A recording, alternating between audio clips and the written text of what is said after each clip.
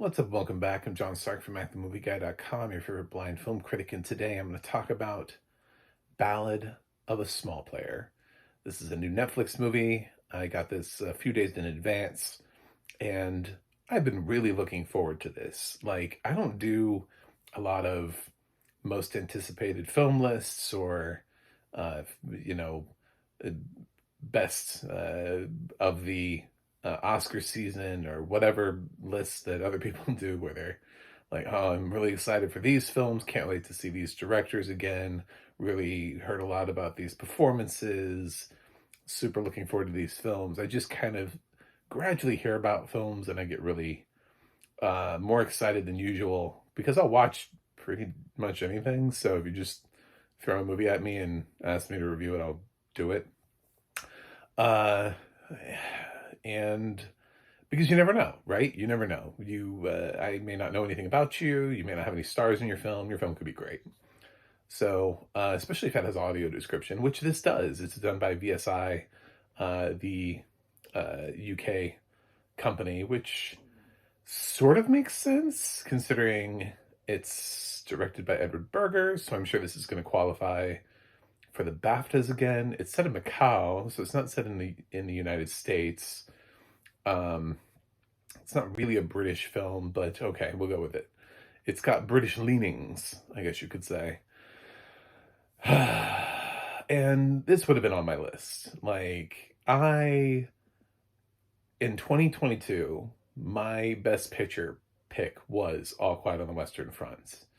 Absolutely floored by that movie. I just jaw drop, couldn't couldn't move, couldn't look away in a way that I hadn't felt from a war film since at least Saving Private Ryan, if not before that.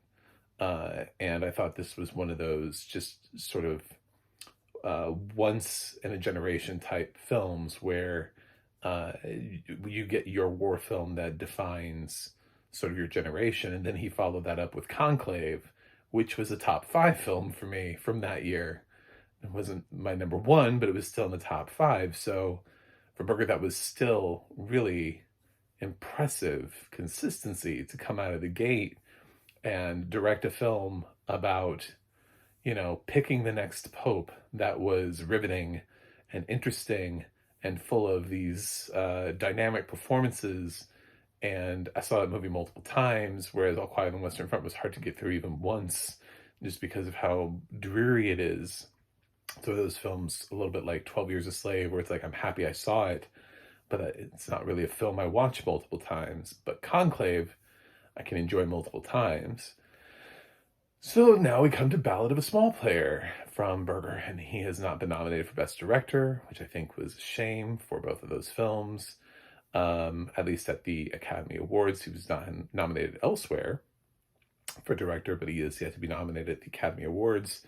And I remained optimistic that Ballad of a Small Player was going to somehow emerge as a contender.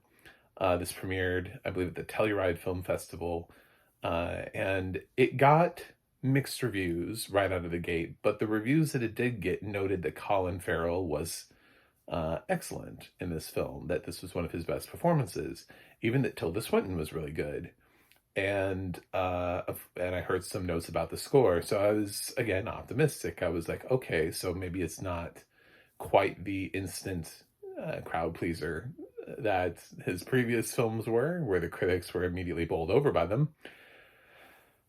And I did make a prediction video for Best Actor where I threw Colin Farrell into my top 5 because I was like, well, if they can just champion him and push him through awards season, maybe there's enough in this performance to get him there, because he didn't win for Banshees of Inisherin. He still is void of an actual statuette. He's still, able to be pushed around. So I had it's sort of that debate about, is it going to be Farrell or Fraser for Rental Family?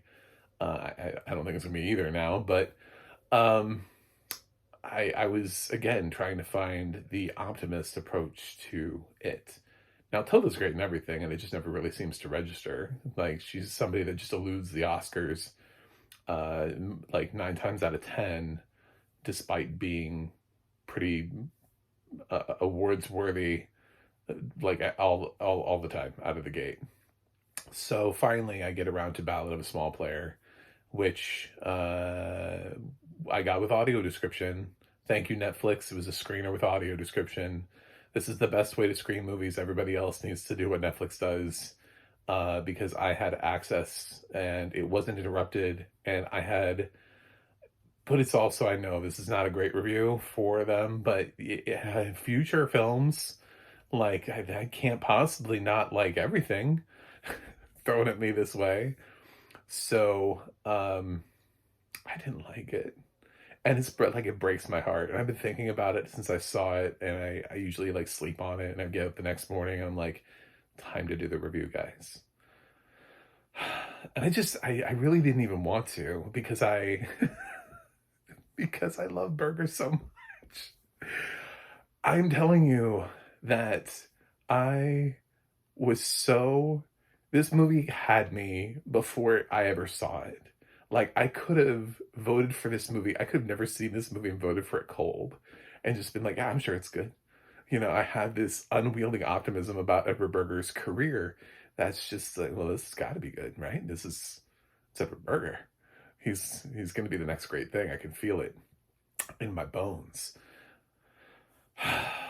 So I think a couple of things are problematic here. One of them is just sort of the structure and the storytelling. It is actually his shortest film to date, which is really interesting because it's only about an hour and 40 minutes. And I think actually in some ways I appreciate that, but I don't think it's even frenetic enough for the hour and 40-minute runtime. You meet Colin Farrell, who is like a habitual gambler in Macau, and he owes a lot of money, and he's trying really hard to find anywhere that will give him any sort of credit, and he presents himself consistently as being like Lord, whatever his name is, and like an upstanding British citizen, and they're like, you owe us 300, and he's like, well, it's the weekend, you know, and I'm going to have to wait for the weekend to be over, and then I'll call my banker, and it's a bank holiday on Monday, so you probably won't get it until Tuesday. So how do we say about Tuesday? You know, I mean, it's just very like he's a nobleman, right? This isn't set in like the past. He just plays everything like he is of some sort of British hierarchy, that he's not somebody to be trifled with. Even though he's basically your average sort of degenerate gambler who's in way over their head, deep in debt, he plays it like he's not. He plays it like putting on that sheen and that shine and the charm and the cool, collected confidence of, what are you talking about? Of course I'm good for the money. How dare you, sir? How dare you? You know, so he has an interaction with Tilda Swinton that I don't want to say kind of changes the movie. The supporting cast here really doesn't matter. You're mostly following Colin Farrell. It really is his film. I didn't feel like any of the actors that he interacted with changed the film that much. It felt to me a little bit like I've seen a couple other films this year that fall under this spell of one performance kind of dominates the whole thing, and then you just kind of follow the rest of it, like Ethan Hawke in Blue Moon, where it's Ethan Hawke. I mean, you could talk about, I think it's weird that people gravitated toward Tilda Swinton's performance here at all, because she's had more to do in other films. So I would have thought, considering her body of work, it would be kind of sad, considering all the things that she's done in the past few years, that she wasn't recognized for, that this somehow was like, they don't want her to do too much. They want her to be kind of limited. They don't like these kind of wacky characters that she can pull off. They'd rather her be a little bit more constrained and straightforward. So I don't think this film is going to gain any sort of traction anywhere. As far as Farrell's performance, I actually preferred him in Banshees of Inisherin. I thought he was better in that as well. Like I don't think he gets quite frenetic enough. There was an energy to him, like in the early part of his career, that would have matched this role expertly as far as he moves forward.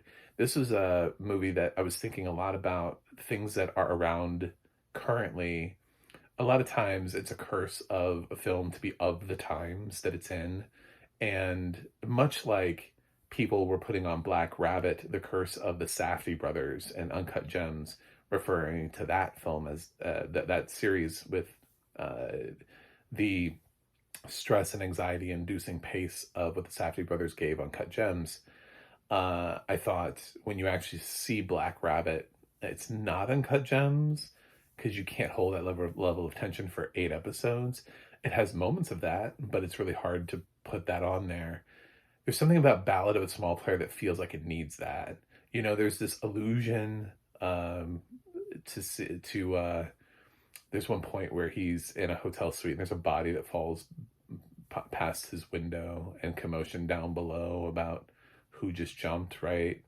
And the sort of the end game of all of this, of what the life of a gambler could be. And I know we're going a different approach here with Farrell and being a little bit more. I'm British and we don't play around like that. We're gentlemen. But even like Guy Ritchie brings a lot of energy to his early work. He doesn't really, not so much anymore, but there's a very different energy to his earlier films like Lock, Stock, and Snatch than there are to his more recent films. He's stepped a lot out of his comfort zone and done things like Aladdin and The Covenant, which don't feel anything like they've ever been directed by Guy Ritchie. So it needed that. And Berger doesn't really bring that. Berger brings the quiet confidence of Conclave, that the plot of his is so intriguing and so intricate and like a web that you'll be pulled in without the pacing, without the expert pacing, without the nearly manic feel that this film scored is at. This film has a score that is memorable, and I think if the Ballad of a Small Player ends up on any of my voting ballots this year, it's going to be for score. I loved the score. It doesn't really fit with the movie, so it's hard to say that it's complimentary, but it fits with what the movie should be. It feels like somebody interpreted Ballad of a Small Player as being this thing that needed to be pushed along more. And I feel that the score is trying to do that. It's trying to say, hey, we need to move faster. And unlike the score to Highest to Lowest, which I really disliked, I thought that movie just has a terrible score. I'm so surprised Spike Lee, with everything that he knows about music, it's just, and then a movie about the music industry went with that score. This one stands out as being like it's really trying to do something. Oftentimes when I talk about audio description and certain narrators, I lean in on like what the narrator's performance can do for a film by complementing it and understanding what genre it is. If it's comedy, then you have to kind of understand the punchline and the joke and the beats. If it's a horror movie, can you make it a little bit scarier? Can you make it a little bit creepier? There's a way to complement the film while also providing sort of the appropriate amount of accessibility that we need with the functionality of audio description. So with Ballad of a Small Player, the score just ends up being the thing I remember. But when I was looking at my list of the current scores this year, they're all from films that nothing else was memorable about them except the score. Like all of the films that I like the scores the most, my favorite scores so far of the year, except Sinners, I would say, are all like not going to appear anywhere else on any of my lists. But the score was dope. So that's the takeaway from that. I wanted so much more from this movie. I don't think this movie is terrible. I don't think this movie is really bad, but it's also not good. It's also the kind of film that kind of suggests to me that maybe Edward Berger has some holes in the armor that he didn't quite catch the things he should have caught going into this. The kind of the having I'll use the term "the eye" uh, for filmmaking and for pacing that he showed with his first two films. And I know oftentimes, you change who you work with, right? You have a different script that was written by a different person. You have different editors and cinematographers, DPs, production design, costume. Like everybody sort of changes, even if you work with some of the same people. Like Scorsese and Burton have a couple of like go-to people that they work with as many times as humanly possible. You have a lot of new people who are influencing your film, and also in terms of actors. Berger is fairly new on the scene, so generally every time he works with somebody, it's the first time he's worked with them. So he doesn't really have that kind of rapport with Colin Farrell. And I don't think any of this really worked. I can't say I liked it. I actually kind of struggled. I did that thing where it wasn't really holding my attention. The phone test, right? The checking the phone, the trying to stay awake, trying not to have your brain drift away during the movie and thinking about the other things that you need to do. I was fighting all of that during Ballad of a Small Player. It just wasn't, because I didn't feel like it needed to be, I felt like it needed to be faster. Like it needed to have that Safdie injection to it that we claim is in like Black Rabbit. And we're getting this year from Safdie movies like Smashing Machine and Marty Supreme. So, like I said, everything is sort of a byproduct of the times, of things that you're being compared to.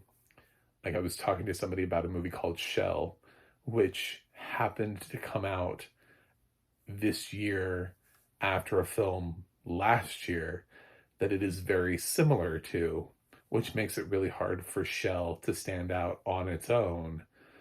If another film hadn't come out, I think more people would be talking about how absolutely bonkers that movie is. But because there's a better film that nails the same concept, it really ends up just kind of going like straight to VOD and then Paramount Plus with Elizabeth Moss and Kate Hudson. So it's not like it doesn't have a cast behind it that you would get to watch a film either. And Ballad feels like that too. Ballad feels like this film that it should have been directed by somebody else, that needed an injection of life. It needed an injection of vibrancy. It's possible that there's some camera work here that's really accentuating it, but I didn't feel it in the editing. I didn't feel it in the pacing.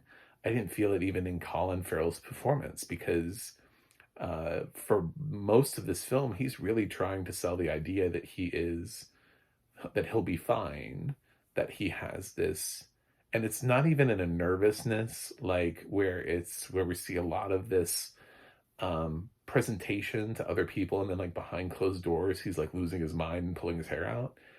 It's not that. It doesn't feel like that at all. It doesn't feel like there's this dichotomy that we're struggling with. It just feels like the least interesting gambling movie I've seen in recent memory. I can't even really think of a film recently that didn't work this much for me, that was about gambling, that was about I mean, there are some films that maybe take place adjacent to these worlds, but they're not about gambling. So I did not think I would be here. So this is like absolutely heartbreaking for me. The audio description was fine. I don't have strong opinions about it.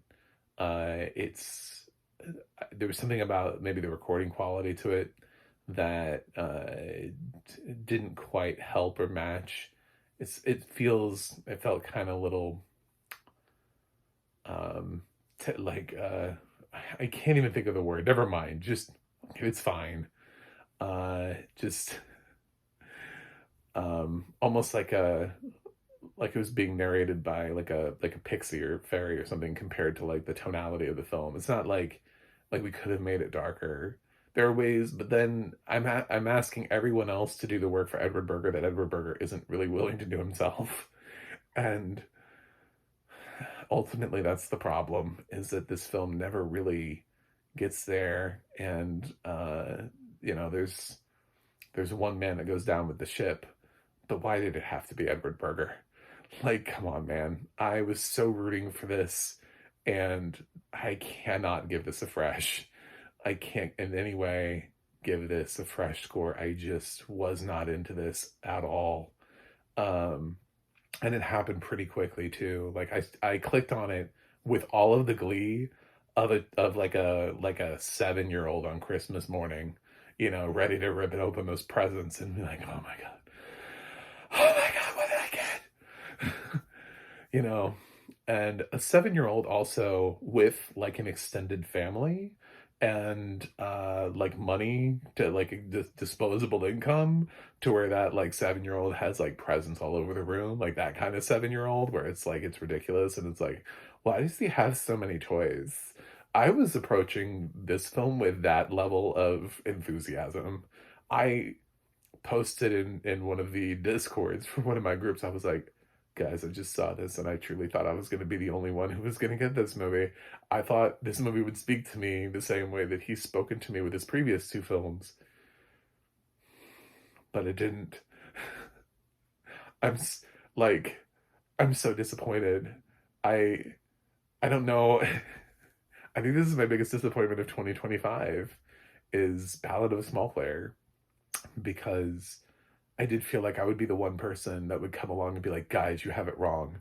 This film is excellent, and here's why. So it's not.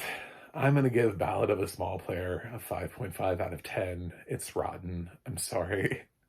I have definitely seen worse films this year. There's a difference between being disappointing, like a little below average, underwhelming, right? And then just straight up like, what is even happening in this film? It's not that. This is not a car accident. This is not like a train wreck of terrible ideas. But where House of Dynamite succeeds in pacing, Ballad of a Small Player fails. And it needed everyone on set needed to be on Red Bulls 24/7, cocaine, I don't know, something. But this film needed to be way more frenetic. It needed to have a pulse and an energy and a life to it that it just doesn't have. But the score does. So love the score. Would totally listen to the score independently of this film by itself. Um, and that helps kind of boost the score a little bit too, was the fact that this might be one of my top 5 scores of the year, end up being one of my top 5. So it will make one of my lists this year. So thanks for watching. Thanks for subscribing, and I'll see you guys on the other side.